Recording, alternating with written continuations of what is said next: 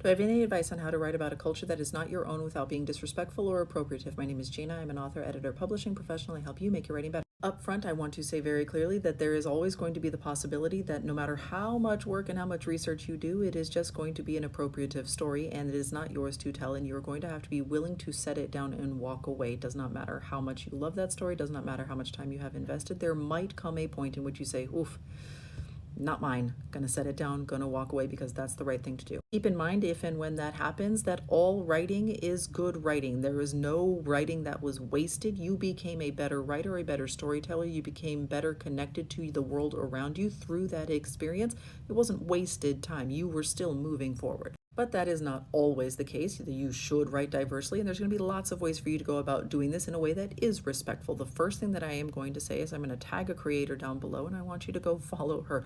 Marinus is a woman that I have known out here on the internet for like 15 years, and she is the perfect resource for this. She is one of the most wicked smart book reviewers and pop culture critics out on the internet. She runs BookNet Fest. She is just holds nothing back when she is talking to people about this specific topic, and so she is someone that you should be following on all of her channels and listening to what she has to say. And be very clear about that verb that I used, listening. We are listening. We are not going over to these people's channels and like peppering them with questions. Be like, well, but what do you do with your hair? What do you do with your skin? What do you do? I don't do that. Just go and listen. These content creators are creating this content specifically for this purpose so that they do not have to keep answering these questions over and over again. They want you to watch the videos and read the books and read the essays and read the captions and all of these things and pay attention to the things that they are already saying. Don't just wait for your turn to jump in and ask them something. Let them tell you their stories. And that's going to happen out here on social media. It's going to happen in their books. Buy their books, get their books from the library, listen to their books, read their books.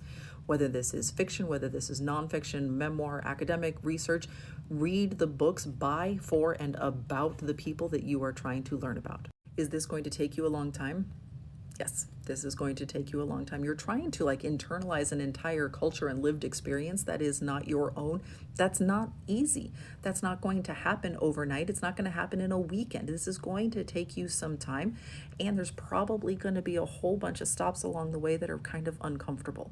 And you're going to have to like sit with that and learn to work through that discomfort to come out the other side. And there is always going to be the chance that you're going to get out that other side, and that discomfort is going to tell you that you shouldn't be writing this story. But let's say that this all goes well, that you are able to learn this stuff extremely well and you are able to do this in a respectful manner. I'd still recommend that you get a sensitivity reader, that you pay somebody, a professional, to tell you like, hey, this is harmful, this was done well, thank you for being respectful about this, but can you stop doing this? Like, you're going to hear some things that you maybe don't want to hear about your writing, but you are going to be getting a respectful read on your work with an honest answer about whether or not you have done the work necessary to be able to tell that story. Literature exists for us to connect better to our communities and to the world around us, and by doing this work, you are becoming better at making literature that helps us connect to one another. So even if you do decide to set that story down at some point, you have become a better writer.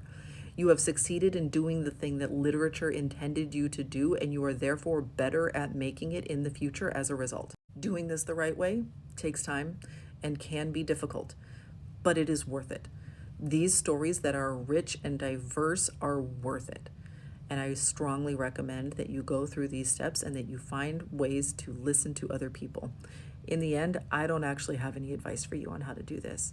My entire advice is to go and to listen to the people who can genuinely give you the information that you need about those cultures or about that lived experience. Good luck.